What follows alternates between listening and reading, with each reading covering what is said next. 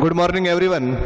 प्यारे बच्चों, अपन पढ़ रहे थे रे ऑप्टिक्स के बारे में और इस लेक्चर में अपन पढ़ने वाले हैं पावर ऑफ ए लेंस। बोले तो लेंस की शक्ति क्या होती है। लेंस की शक्ति तो सुनिएगा, किसी भी लेंस की आपतित प्रकाश किरण को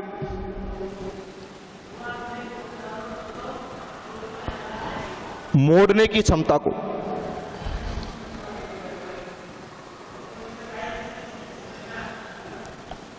लेंस की शक्ति कहते हैं। अर्थात जो लेंस प्रकाश किरण को जितना ज्यादा मोड़ता है, अर्थात जितना ज्यादा विचलित करता है, उस लेंस की शक्ति उतनी ही अधिक होती है। तो प्यारे बच्चों देखिए, ये आपके सामने क्या बना है, उत्तल लेंस बना है। और आपको पता है कि जो लेंस होता है उसके द्वितीय फोकस को क्या कहते हैं, मुख्य फोकस कहते हैं। तो चाहे आप इसको F2 लिख दो, क्या लिख दो, F, इसका मतलब क्या है, प्रिंसिपल एक्सिस अर्थात प्रिंसिपल फोकस अर्थात बोले तो मुख्य फोकस। अब देखो, ये प्रकाश किरण मुख्य अक्ष के समांतर आ रही है, ठीक है। तो ये क्या होगा कि यहां से रिफ्लेक्शन करेगा इसका लेंस, और ये कहां से जाएगी, फोकस से जाएगी, अर्थात अपवर्तन के पश्चात कहां से गुजरेगी, मुख्य फोकस से गुजरेगी। अब देखो प्यारे बच्चों कि ये जो एंगल है इसको बोलते हैं एंगल ऑफ डेविएशन, या डेविएशन एंगल बोले तो विचलन कोण, जिसको डेल से लिखते हैं, ठीक है। ये वाला एंगल डेल है तो ये वाला एंगल भी डेल होगा। एम आई राइट सर? क्योंकि ये कैसे कोण हो गए, एकांतर कोण। ये जो डिस्टेंस है ये कितनी मान ली मैंने, F होती है सर, कि O से लेकर मुख्य फोकस की दूरी को क्या कहते हैं, फोकस दूरी कहते हैं, ठीक है। ये जो है यहां से लेकर यहां तक, इसको मैंने बोल दिया H। क्या बोल दिया, H, ठीक है। वैसे आपसे पूछे कि लेंस की शक्ति किसे कहते हैं, तो क्या लिखोगे, किसी भी लेंस द्वारा आपतित प्रकाश किरणों को मोड़ने की क्षमता को उस लेंस की क्या कहते हैं, शक्ति कहते हैं, ठीक है। अब देखो यहां से अपन एक ट्रायंगल लेते हैं, इसको नाम दे देता हूं M, और अपन एक ट्रायंगल लेते हैं त्रिभुज OMF में, ठीक है। और ये जो पावर ऑफ लेंस है अर्थात लेंस की शक्ति है वो किस पर डिपेंड करती है, विचलन कोण पर। जिस विचलन कोण ज्यादा है तो लेंस की पावर भी ज्यादा होगी, क्योंकि जो लेंस जितना प्रकाश किरणों को विचलित करेगा उसकी शक्ति उतनी अधिक होगी, और डेल का मान जितना कम होगा उस लेंस की पावर उतनी ही कम होगी। ओके जेंटलमैन, अर्थात जो शक्ति होती है वो किस पर डिपेंड करती है, विचलन कोण पर डिपेंड करती है। अब देखो ये जो त्रिभुज है इससे अपन किसका मान कैलकुलेट करते हैं, तो अपन इससे कैलकुलेट करते हैं tan डेल का। तो tan थीटा बराबर क्या होता है, तो tan थीटा बराबर होता है LAL बटा KKA, अर्थात लंब अपॉन आधार। जो एंगल होता है उसके सामने की जो भुजा होती है वो क्या होती है, लंब। तो लंब की जगह पर क्या लिख दूंगा, H, और इसका जो आधार है अर्थात इसका बेस है वो कितना है, F। लंब बोले तो परपेंडिकुलर अपॉन बेस, ठीक है। अब मैं ऐसा बोल दूं कि लेंस का द्वारक अल्प है,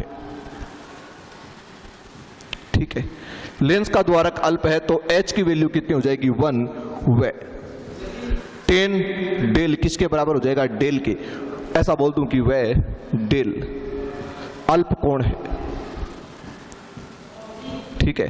तो tan डेल की वैल्यू किसके बराबर हो जाएगी, तो आप कहोगे कि tan डेल की जो वैल्यू है वो किसके बराबर हो जाएगी, डेल के बराबर। तो डेल इक्वल टू आ जाएगा, tan डेल की जगह पर क्या जाएगा डेल, और H की जगह पर क्या लिख दूं 1, तो क्या जाएगा, डेल इक्वल टू आ जाएगा 1/f, ठीक है।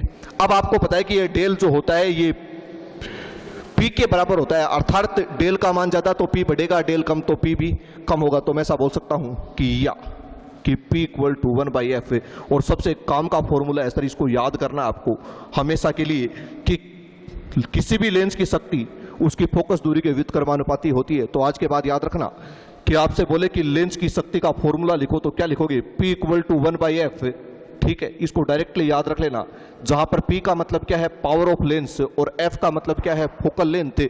और अपन याद रख लेंगे कि किसी भी लेंस की फोकस दूरी, किसी भी लेंस की शक्ति उसकी फोकस दूरी के व्युत्क्रमानुपाती होती है। ओके, अब देखो जो P होती है, P का मात्रक अर्थात शक्ति का मात्रक क्या होता है, तो शक्ति का मात्रक आप यहां से कैलकुलेट करेंगे तो हो जाएगा मीटर की पावर -1, अर्थात मीटर इनवर्स, और इसको ही बोलते हैं डायप्टर। क्या बोलते हैं, कई बार परीक्षा में सीधा भी पूछा जाता है सर कि लेंस की शक्ति का मात्रक क्या होता है, तो आज के बाद याद रखना कि लेंस की शक्ति का मात्रक क्या होता है, डायप्टर होता है। ओके जेंटलमैन, डायप्टर जो होता है वो लेंस की शक्ति का मात्रक होता है। ओके, अब आपसे पूछ सकता है कि right the definition of one dioptre.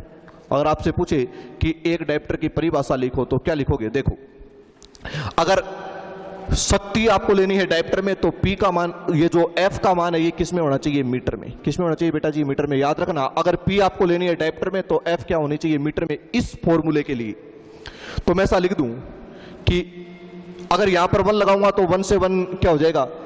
Cancel हो जाएगा और P का मान कितना जाएगा? 1D, अर्थात एक डायप्टर। तो क्या लिख दूंगा कि 1 मीटर फोकस दूरी वाले लेंस की शक्ति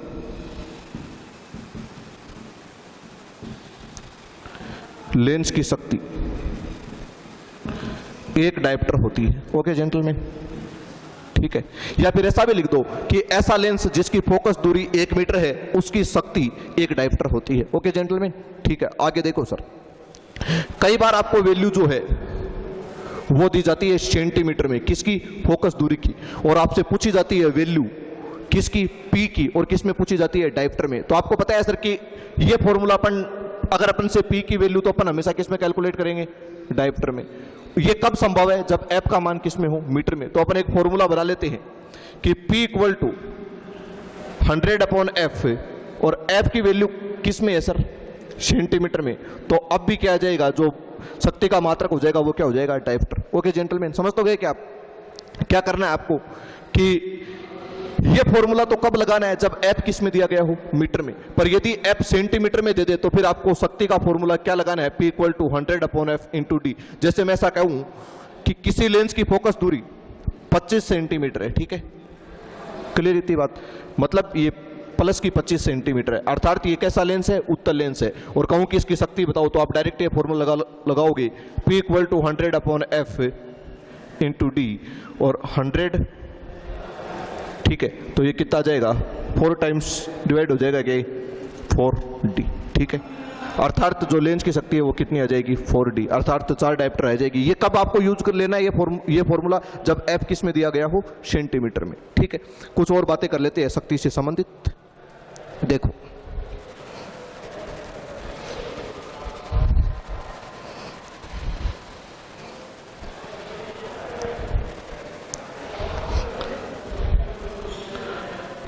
देखो P इक्वल टू होता है 1/F, ठीक है। आपको पता है उत्तल लेंस के लिए, अर्थात कॉन्वेक्स लेंस के लिए, उत्तल लेंस के लिए आपको पता है कि F क्या होता है? पॉजिटिव। तो जो साइन F का होगा वही साइन किसका होगा? P का। तो मैं ऐसा लिख सकता हूं कि उत्तल लेंस की शक्ति, उत्तल लेंस बोले तो अभिसारी लेंस की जो शक्ति होती है वो क्या होती है? पॉजिटिव होती है, ठीक है। और अवतल लेंस की फोकस दूरी नेगेटिव होती है, अर्थात अवतल लेंस के लिए P भी क्या होता है? नेगेटिव होता है, ठीक है। और देख लो सर, आपने पढ़ा था लेंस मेकर फॉर्मूला क्या होता है? 1/F equal to N2/N1 minus 1 into 1/R1 minus 1/R2।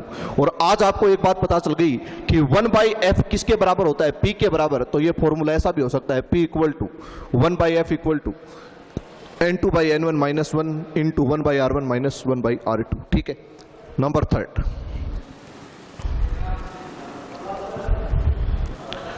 मोटे लेंसों की शक्ति अधिक होती है, ठीक है सर, क्योंकि मोटे लेंस होंगे उनकी शक्ति अधिक होती है। ऐसा क्यों? क्योंकि मोटे लेंसों की फोकस दूरी क्या होती है? कम होती है, अतः मोटे लेंसों की शक्ति क्या होती है? अधिक होती है। ओके जेंटलमैन, ये कुछ बातें थी किसके बारे में? लेंस की शक्ति के बारे में। एक बात और कर लेते हैं अपन, वैसे तो अपन पढ़ चुके हैं, अपन ने पढ़ा था सर लेंस मेकर फॉर्मूला, और वहां पर अपन ने बताई थी ये बात कि लेंस को द्रव्य में डुबोना, और यहां पर फिर से सीखते हैं ये बात कि लेंस को जब द्रव्य में डुबोया जाता है, ठीक है। अब देखो क्या होता है कि इस N2 का मतलब क्या है? लेंस का अपवर्तनांक, और इस N1 का मतलब क्या है? माध्यम का अपवर्तनांक। यदि N2 का मान जाता है और N1 का मान कम है, अर्थात अपन ऐसा लिख रहे हैं कि लेंस को लेंस के अपवर्तनांक से कम अपवर्तनांक वाले माध्यम में डुबो रहे हैं। अर्थात मान लीजिए ये तो जल है और ये किसका बना हुआ है? कांच का। अगर आप किसको कांच के बने लेंस को किस में डुबो रहे हो? जल में डुबो रहे हो, तो इसकी फोकस दूरी आपने पढ़ा है सर बढ़ जाती है, और फोकस दूरी बढ़ जाती है, इसका मतलब शक्ति जो है वो घट जाती है। एम आई राइट सर? समझ गए क्या? ये बात तो अपन पढ़ चुके हैं प्रीवियस वीडियो के अंदर भी, और अगर आपने नहीं पढ़ी है तो फिर से देख लो। क्या कि यदि लेंस को उससे कम अपवर्तनांक वाले द्रव्य में डुबाएंगे तो फोकस दूरी का मान बढ़ेगा, और फोकस दूरी का मान बढ़ेगा तो शक्ति का मान घटेगा। अब देखो सर, दूसरी कंडीशन ये है कि यदि n2 बराबर n1 हो जाए, अर्थात लेंस का अपवर्तनांक माध्यम के अपवर्तनांक के बराबर हो जाए, तो f का मान कितना हो जाएगा? इनफाइनाइट। याद कीजिए आपने लिखा था कि ये एक पारदर्शी समतल पट्टिका की भांति व्यवहार करेगा और इसकी फोकस दूरी कितनी हो जाएगी? अनंत। और यदि फोकस दूरी अनंत हो जाएगी, इसका मतलब शक्ति का मान कितना हो जाएगा? 0। ओके जेंटलमैन, तो इसका मतलब क्या है कि यदि लेंस को उसके बराबर अपवर्तनांक वाले द्रव्य में डुबो दिया जाए तो उसकी फोकस दूरी अनंत हो जाती है, अर्थात शक्ति शून्य हो जाती है। और नंबर 3 आपको पता है कि यदि लेंस को उससे अधिक अपवर्तनांक वाले द्रव्य में डुबो दिया जाए तो उसकी प्रकृति बदल जाती है। क्या बदल जाती है? प्रकृति बदल जाती है। लेंस को लेंस के अपवर्तनांक से अधिक अपवर्तनांक वाले द्रव्य में डुबो दिया जाए तो उसकी प्रकृति बदल जाती है, अर्थात उत्तल लेंस अवतल की भांति व्यवहार करता है और अवतल लेंस उत्तल लेंस की भांति व्यवहार करता है। ओके जेंटलमैन, तो ये किसके बारे में बातें थी? लेंस की शक्ति के बारे में। अक्सर बोर्ड में लेंस की शक्ति से रिलेटेड कोई क्वेश्चन आता है तो वो यही आता है, या तो इस फॉर्मूले पर आ जाता है P = 1/f। ये तो कब लगाएंगे? जब f किस में हो? मीटर में। और P = 100/f ये कब लगाएंगे? जब f किस में हो? सेंटीमीटर में। और कई बार ये भी पूछा गया डायरेक्टली कि लेंस की शक्ति का मात्रक क्या होता है, तो लेंस की शक्ति का मात्रक क्या होता है? Dioptre. Thanks for watching this video.